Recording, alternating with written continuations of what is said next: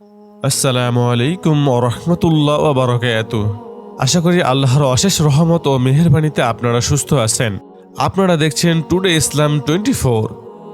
এক বুজুর্গের স্ত্রী ছিল অনেক কর্কশ মেজাজের। সে তার স্বামীর সাথে অশালীন ভাষায় কথা বলতো। বুজুর্গ বেচারাকে নরম পেয়ে আচ্ছা মতো সবসময় ধোলাই করত, সহ্যের বাহিরে কষ্ট দিত। বুজুর্গটি তার স্ত্রীকে সংশোধন করার জন্য বহুবার চেষ্টা করেও কোনো কাজ হলো না। বুঝালেন যে স্বামীর সাথে এরূপ ব্যবহার করলে আল্লাহ তাআলা রাগান্বিত হন, অসন্তুষ্ট হন। স্বামীকে কষ্ট দিয়ে নাখোশ রেখে কেউ জান্নাতে যেতে পারবে না। স্বামীকে কষ্ট দেওয়ার পরিণতি অত্যন্ত ভয়াবহ।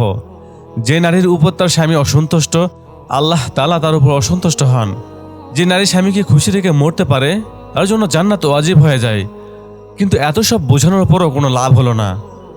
স্ত্রী যেমন ছিলেন তেমনই রয়ে গেল।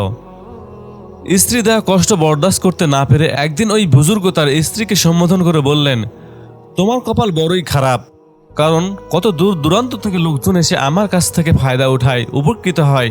তাদের ভাগ্য কতই না ভালো, আর তুমি এত বছর আমার সাথে থেকেও তোমার কোনো উপকার হলো না, কোনো পরিবর্তন হলো না। মূর্খ স্ত্রী এবারও স্বামীকে ছাড়লো না, বলল, আমার কপাল খারাপ হবে কেন, বরং আমি তো ভাগ্যবতী, কারণ আপনার মতো একজন আল্লাহওয়ালা স্বামী আমার কপালে জুটেছে। আসলে কপাল মন্দ আপনার, কারণ আমার মতো খারাপ স্ত্রী আপনার কপালে জুটেছে।